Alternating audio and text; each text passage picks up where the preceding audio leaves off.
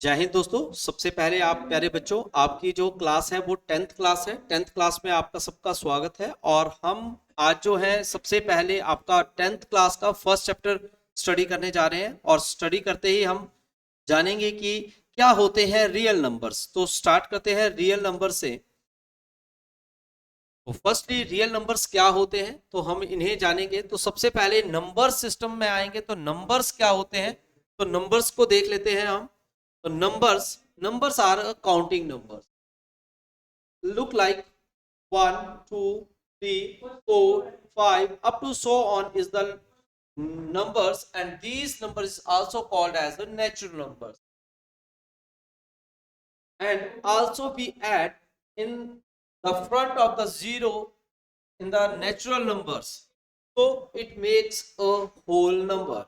तो whole number क्या होता है? जब जीरो काउंट हो जाता है, यानी कि 0, 1, 2, 3, 4, 5, 6 अप टू सो ऑन, तो वो होल नंबर बन जाता है।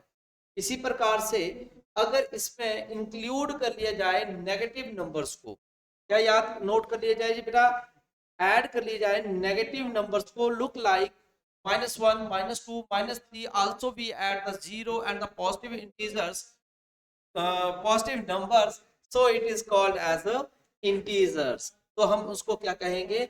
इंटीजर्स कहेंगे बेटे। इसी प्रकार से आपके पास हमने कुछ एग्जांपल्स दिए हैं। तो what is that? That is the fractions, that is the fraction. और ये जो ऊपर ऊपर आपको दिखाई दे रहे हैं, यानी कि इसको हम न्यूमिनेटर कहते हैं। तो न्यूमिनेटर में हमारे इंटीजर्स आ सकते हैं। न्यूमिनेटर में क्या आ सकते हैं? इंटीजर आते हैं। और डिनोमिनेटर में क्या आते हैं? डिनोमिनेटर में आते हैं नॉन जीरो इंटीजर्स। इन दोनों के मिलने से क्या बनता है? फ्रैक्शन बनता है बच्चों। क्या बनता है? फ्रैक्शन। और fraction is in the form of P over Q. Fraction is in the form of P over Q की फॉर्म में होगा। ठीक है जी, पी ओवर क्यू की फॉर्म में होगा। और कैसे बनेगा मैं आपको बताता हूं, आगे कंटिन्यू करूंगा। जब हम इन दोनों को डिवाइड करते हैं, integer over non zero integer, तो ये रेशो बन जाती है बेटा। कैसे बनेगी? इनकी किसकी रेशो बनेगी? ये बनेगी रैशनल नंबर्स की। किसकी? रैशनल नंबर की रेशो बन जाएगी। This is in the form of p over q if p is any integer and q any non-zero integer, then p over q is a rational number. Then p over q is a rational number. 9/4 लिखा है हमने, तो इसको हमने points में भी convert किया है। 2.25। 11/3 को है तो 3.66 में हमने इसको कन्वर्ट किया है। तो देखिए ये एक टर्मिनेटिंग है। टर्मिनेटिंग का मतलब होता है कि 25 आया उसके आगे दैट्स ऑल, यानी कि उसका जो डिनोमिनेटर है, रिमाइंडर है, वो क्या हो गया बच्चे? जीरो हो गया। तो जब जीरो हो जाता है उसको हम बोलते हैं टर्मिनेट। और जिसका जीरो नहीं होता है उसको नॉन टर्मिनेट बोलते हैं। एंड रेक्यूरिंग, रेक्यूरिंग का मतलब क्या होता है? रेक्यूरिंग का मतलब होता है वो डिजिट जो है वो रिपीट हो रहा है, यानी कि अगेन एंड अगेन रिपीट हो रहा है, तो उसको रेक्यूरिंग कहते हैं।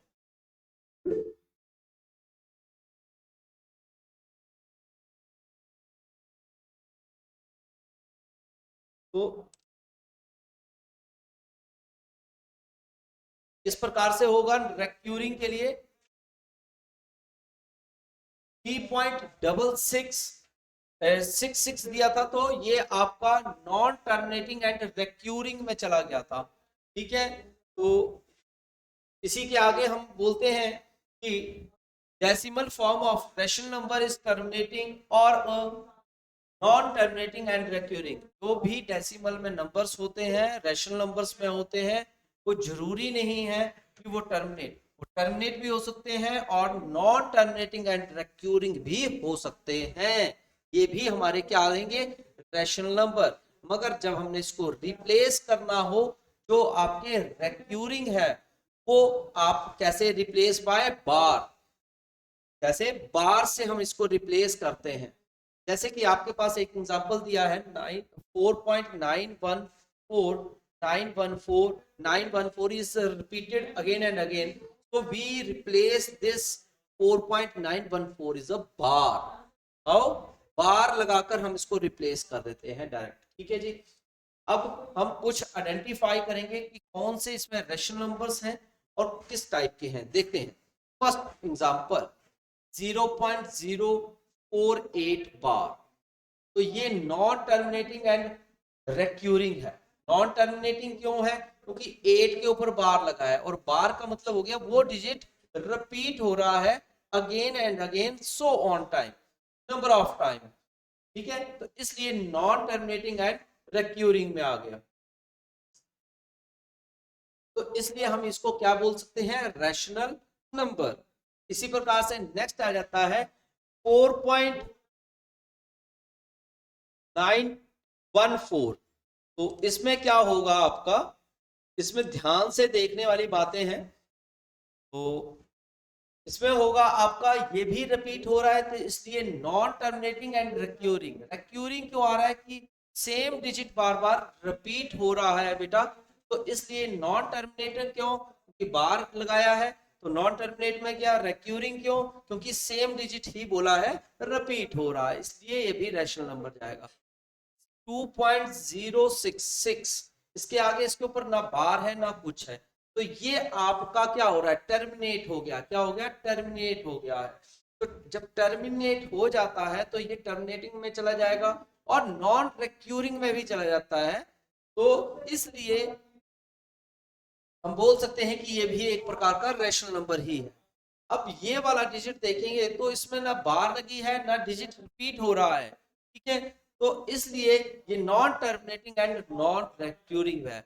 मतलब वो ऊपर वाला जो था 2.066 ये टर्मिनेट तो हो गया, पर ये जो है वो टर्मिनेट नहीं हुआ और साथ में रिपीट भी नहीं हो रहे हैं इसके जो डिजिट है पॉइंट के बाद. तो इसका मतलब ये नॉन रिक्यूरिंग भी है. तो इस प्रकार के क्वेश्चन मतलब जो डिजिट्स को हम क्या बोलते हैं?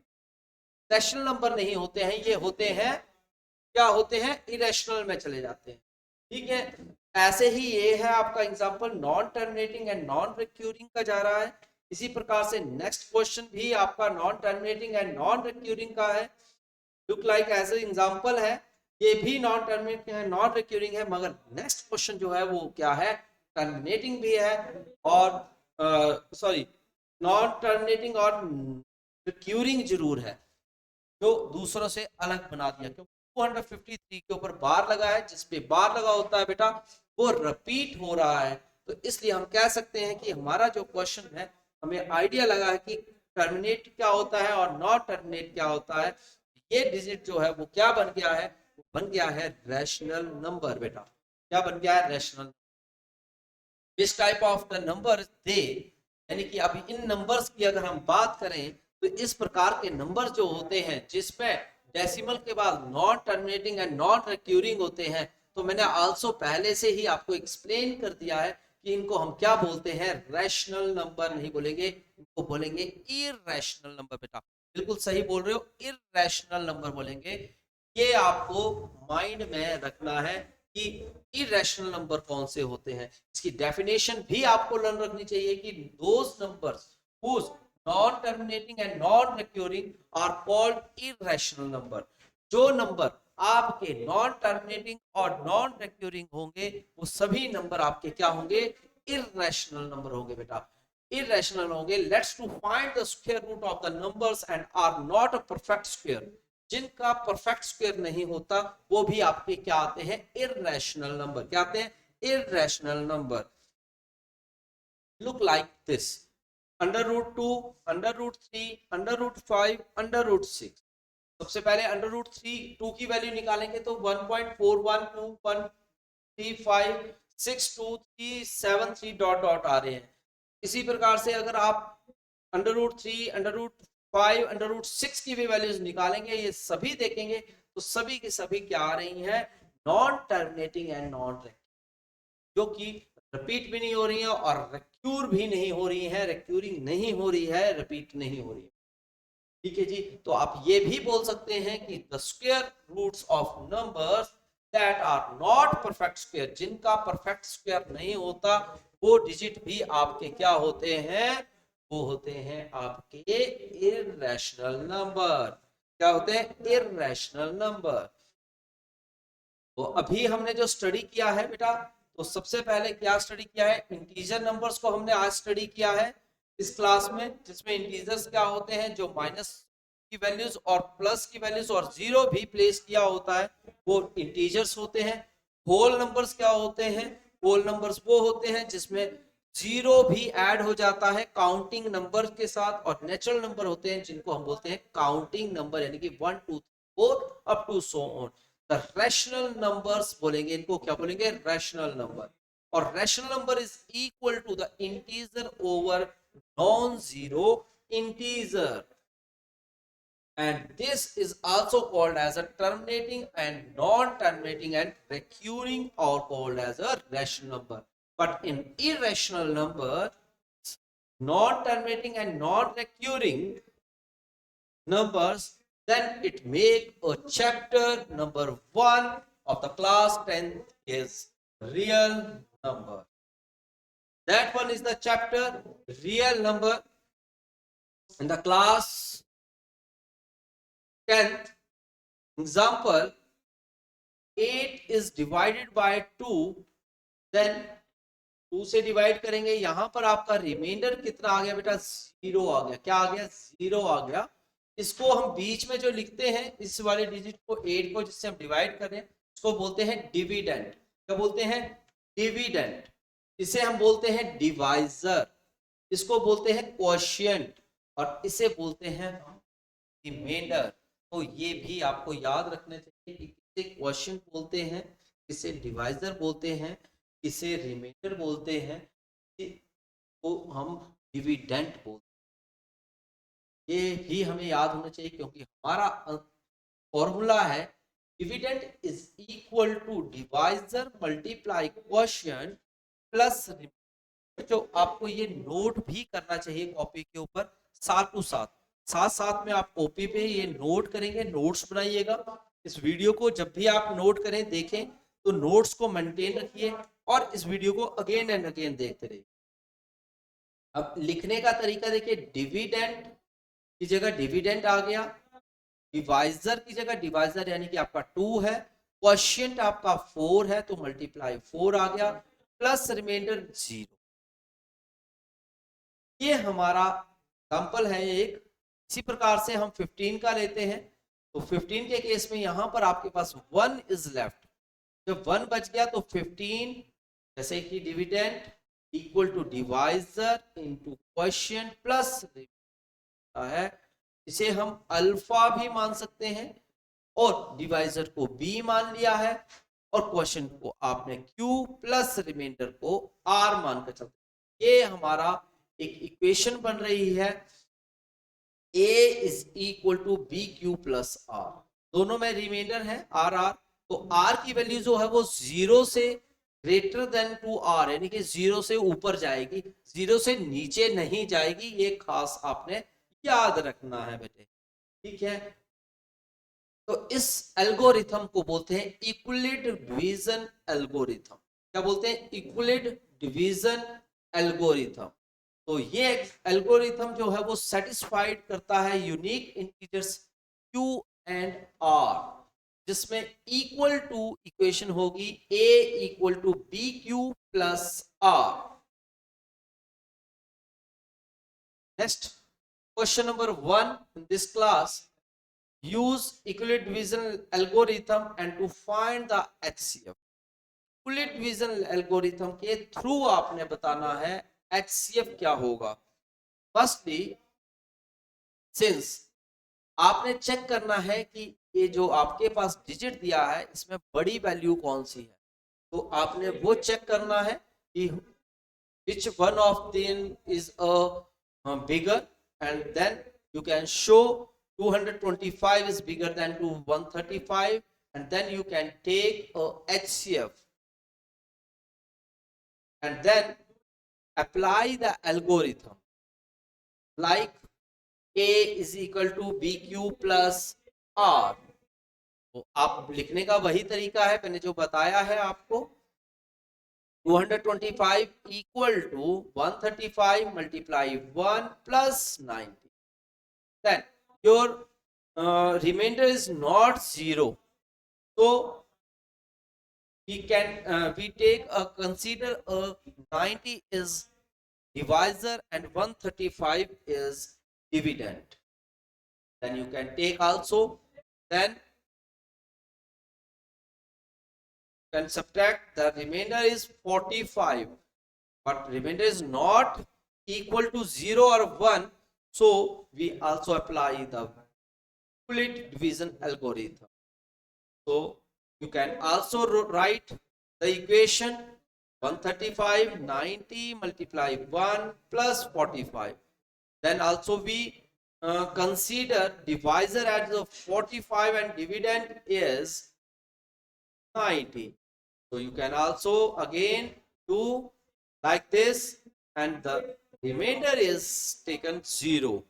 So apply the equilibrium division algorithm, we get, and then the equation is this, but since the remainder is 0, so our procedure is stop, and now consider as a divisor and division of is required of HCF 225 and 135 is 45.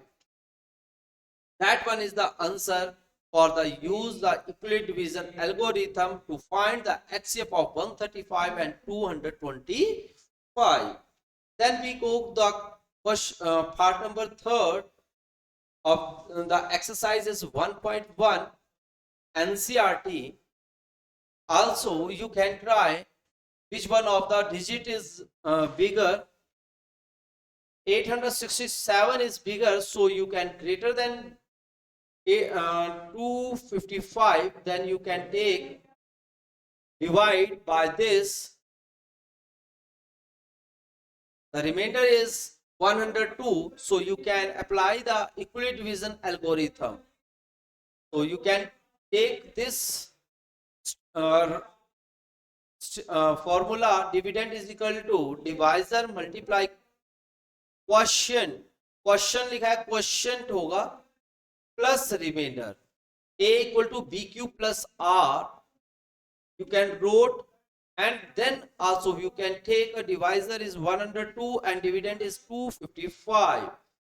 Dividend you can also same take a procedure, and the remainder is not a 0, so you can apply the division algorithm and wrote the equation